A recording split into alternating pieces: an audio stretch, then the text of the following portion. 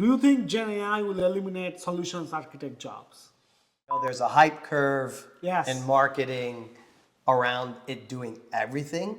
I don't think it's, so I think it'll have a huge impact in application development. I think generative AI can speed that up and let you create more. Oh, sometimes the generative AI agent is the only one that really understands me. That's probably.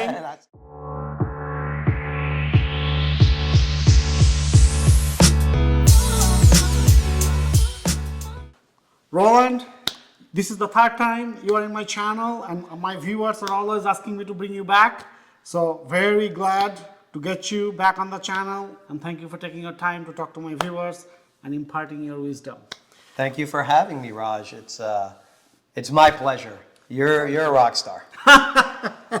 We are all rock star, you know? Okay, so this is 2025 in the beginning. Gen AI is on full throttle, okay? So how do you see Gen AI impacting the future of cloud computing and application development? Yeah, that's a good question. I think in general, we're already seeing that's probably one of the areas where generative AI is used a lot. And so application developers are now used to having an assistant like Amazon Q inside of their IDE, and they're able to do things already like generate test cases, generate code, transform old code. So I think generative AI has really a lot of potential to automate the whole kind of life cycle of development. And so you could see it just generating applications that have full DevOps lifecycle ready to go. So I think it'll have a huge impact in application development. When it comes to cloud computing, it's already had a huge impact from everywhere in the stack. And so, for example, you have things like Trainium and Inferentia that are used to do inference or training. And so what we're seeing now is a lot of trends recently, for example, the DeepSeek model, where it's getting cheaper. And as it gets cheaper, you'll probably make it a lot easier to do things as managed services to train a model and tune a model. I think in general, it also has a lot of potential for just inference. And I also think as we write more and more applications, you're gonna see applications have a mix of AI and deterministic use cases being used together. We talked about things like agentic workflows, and we can get deeper into that later. Also within the cloud and using the cloud, spaces like infrastructure as code and GitOps, infrastructure management, security management, are all spaces where generative AI can have an impact in just automating IT infrastructure, automating cloud resources. So lots of potential, and I don't see that slowing down. What we'll see is, I know there's a hype curve in marketing around it doing everything. I don't think it's going to replace everything we do. Certainly, everyone's going to be using it little by little in little places here and there to make their lives easier and better, especially for tasks that we don't like to do again and again and again. Yeah, so I was thinking about it. There are so many areas now that Gen AI is touching. If I am an enterprise, which area you think they should look at first, like analyzing their data or development, like coding and stuff, or troubleshooting? Yeah, if you're an enterprise, you're probably doing all of that in different departments. Really depends on what type of enterprise. If you have a key data source, or you're like a financial institution that people go to for financial advice, you're probably going to be training and tuning models. We see the terms small language models with all your intelligence built in. And so you might see enterprises using their key data sources that way. Development shops are looking to see how they can use it as a coding assistant or different areas to automate development and just incorporating it in their development practices. I think application developers are going to use it to solve certain use cases, like have a prototyping team that's built applications to validate legal documents to make sure that they're compliant, or even looking at protein folding models and figuring out can we predict diseases and things like that. So there's a lot of interesting use cases across not just enterprises, but also startups and SMB, like all industries are using it in different ways. This question I hear from my students a lot, so I'm going to ask you. This might be a little controversial. Do you think Gen AI will eliminate solutions architect jobs? No, I do not. If you use certain chat interfaces, you'll see that a lot of times what comes back is not right, not correct. You add context. I think what it will do is actually bring architects back. And what I mean for a while, like enterprise architects for a while started losing street credibility with their developers and their infrastructure as code or cloud ops people because they were PowerPoint. Yes. Pen and paper architect. Yes. And they would draw big pictures and then when the coder is coding it, they're like disconnected from reality. I think with generative AI, you can think of, you have architecture pictures that can be quickly realized, validated, tested. You can kind of test architectures, work with your developers quickly to do that. I actually think there's a huge potential for that. There was one of the architects on my team, I won't reveal his name, but he was like, oh, sometimes the generative AI agent is the only one that really understands me. That's troubling, especially if he's married. So, you can finally have a conversation with someone that'll understand you and give you back the code you want. And it's like, that's not what I want. And they won't answer you back. They'll say, oh, okay, how about this? So you can have a friendly dialogue. I actually love this perspective. I don't think I have heard this before, which is true. Using Gen AI, architects can try out things faster and they can go a little bit deeper, right? Like before, to do a proof of concept, I have to search a bunch of stuff. But now I know the system design, and then I can ask Gen AI to give me the code and try it out faster, so I can relate to the technical team much more better. 100%. Yeah. How about developers? Developers are very threatened about Gen AI. Yeah, there's some truth to that. I think some truth and some exaggeration. I think developers should be skilled in using AI to write code faster. 100%. However, a counter argument I have is, as a developer, we always see tools kind of think about creation, right, of an application. So you see a lot of quick starts, accelerators, and things where you push a button, generate. But the reality is, you're a developer. Right. Where do you spend more time, creating the app or maintaining, debugging, troubleshooting? Where do you spend more time? Probably later. But which one you enjoy more? The farmer. Right. And so a lot of generative AI is maybe in kind of the creation, but like we spend a lot of time like debugging and fixing. I think generative AI can speed that up and let you create more. So as a developer, you might size a project to be months, and a lot of that time is padding with code, edit, debug, test, code, edit, debug, test. Like think about how many of those, and developers don't love that, right? They actually write their own little automations locally, so they just click it again and again, right? But imagine generative AI kind of removing the mundane and keeping the creativity, which never goes away, right? Like you need the kind of smart and intelligence and thinking big aspect of it to kind of ask questions and answers. And at some point in time, if something is always trained on the past, if we're only looking at the past, how do we evolve the future? Meaning we got to create there's going to be new sources like quantum computing. We just released a new quantum computing chip. That's going to be a whole new stack. Even the Gen AI stack itself is transforming. So as long as there's like new stacks and new transformations, I think it'll keep evolving, and generative AI is just going to speed that up. Yeah, also, one thing, going back to the SAS job impacted by Gen AI, one thing Gen AI I don't think will fill up is influencing and navigating ambiguity. There's always a human factor there, right? Because as part of SA, I have the functional part coming up with system design, testing it out and all that stuff.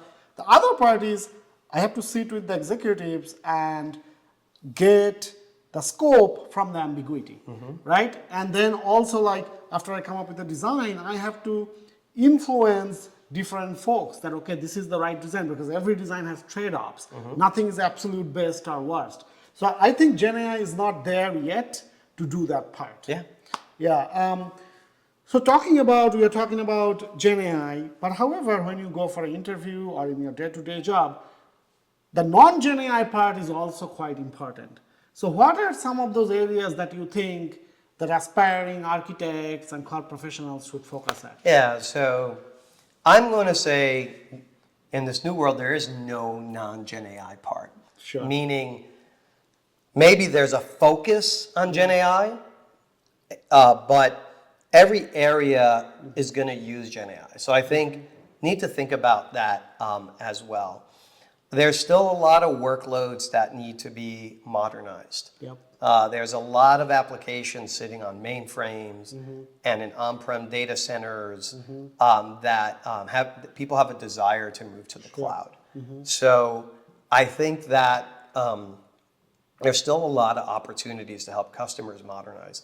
I do think the thing we don't talk about is just data in general and being a data engineer, like SQL skills, NoSQL databases, vector databases, and then analytics can be transformed because how many times have we worked and your boss is like, I need a quick dashboard for this. Yes. I need a quick dashboard.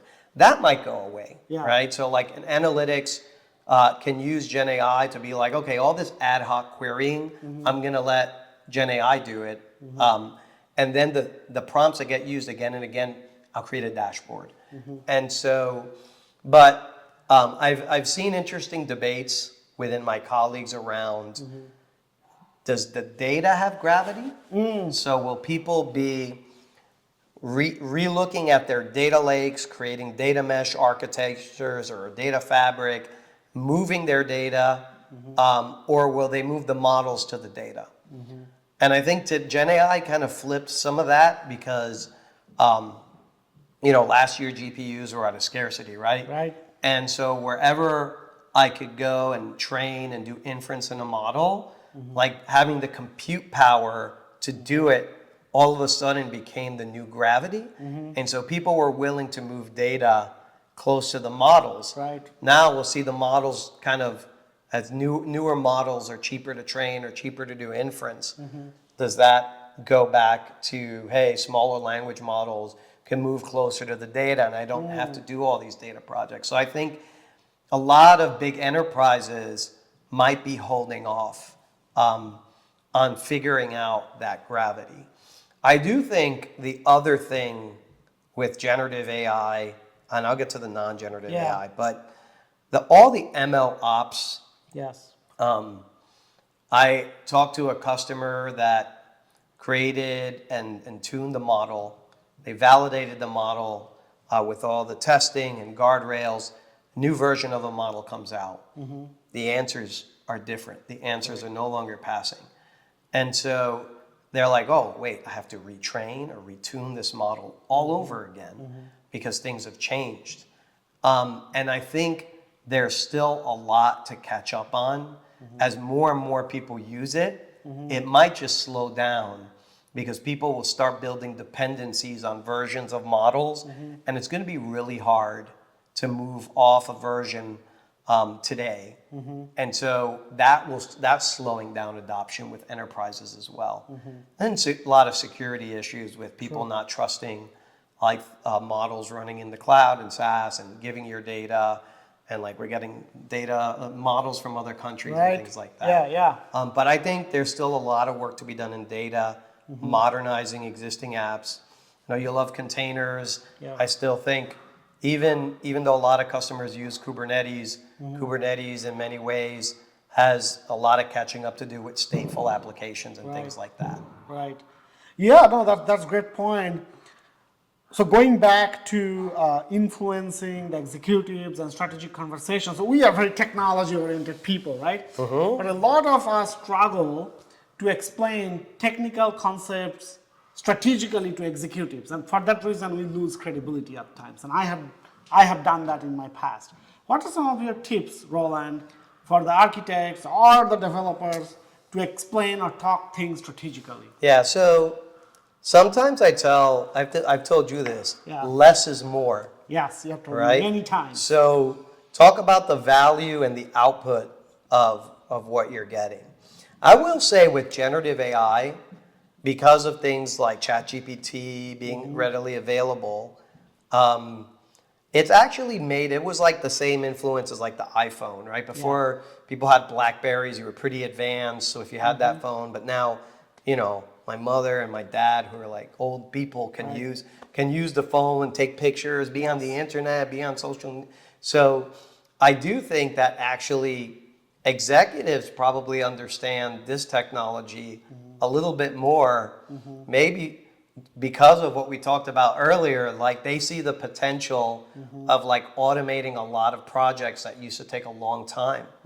And so I think they do understand the value. A lot of executives are actually asking us to talk to them about what's your generative AI strategy, because they want to know. And so that topic has a drag. I think I use analogies a lot to describe things that people don't understand AI. It's like, AI is a prediction. It learns, and I use like baseball is a very statistical sport. Right. And they use like this person is going to bat, and they used to use analytics. So like a lot of machine learning goes into training data and then using the past to predict. And that's where artificial intelligence comes in with making predictions with different algorithms but it can't tell you the weather next week. Right. And so I use very simple examples like that, and that's how I introduce agentic workflows and things like that as well. Okay, got it. So on that same line, Roland, let's talk a little bit about a behavioral interview. Okay, because we always talk about technical stuff, and my channel has a bunch of information on how to answer technical questions. And you take a lot of behavioral interviews, Roland. So what are some of the mistakes that you see that candidates do that if they fix it, they will ace that interview? Yeah, so oftentimes, I'm really looking for if a person really experienced what they're talking about. Not if they memorize a technology or something like that, but they've had some experience. And so are they really talking about something they went through? I know on your channel you talk about the STAR method. Right. I always tell people that people are often too light in the S and the R. They focus in the middle two, which is like people love to talk about themselves. This is what I did, this is great, the action I took. But they often don't describe the situation. And what I mean by that is they don't talk about what was the customer problem, the business problem that they're solving. They go right into, I had to build a Java application, and I built this Java application doing this. Or I had to build this Python web app, and not solving, we had a customer problem. And then the other one that they're often very light at is the R, the results. And so oftentimes you hear people say things like, and I got promoted. I'm like, well, that's not the result. You cannot get promoted for every project. Yeah, so I'm like, what was the result of the project? Like, then they don't talk anything about data or metrics that they took, or even an anecdotal result, meaning, we improved productivity for the office by a certain percent. And so a lot of interviewers, especially executives, are always looking for why you make the choices you make, how you measure success at the end of it as well, and how do you determine success from a customer perspective. And I think those are often where people kind of make mistakes because they think they have to talk about every single thing they did in detail and not about the why and the results. Got it, love it. You are a terrific interviewer as well as interviewee. How do you prepare for interviews, Roland? Any secret tips? I don't. No, I'm just kidding. So preparing for an interview, I go through, if we talk Amazon specifically, we look at our leadership principles. And so I go through my history and I look for examples of things in my life that I did that showed that leadership principle, like disagree and commit, or showed customer obsession, or showed a process that I invented and simplified. And I go through my past, and then I write it out a little bit in bullet points to see that, and then I study that as well. I think that is where I spent the most time preparing for an interview. And then if it's a specific technical role, you know, when I interviewed for Amazon, I had a lot of questions by the former GM for Kubernetes around Kubernetes itself. And I had to go into details, and I spent a lot more time talking about a project where I designed a bunch of clusters,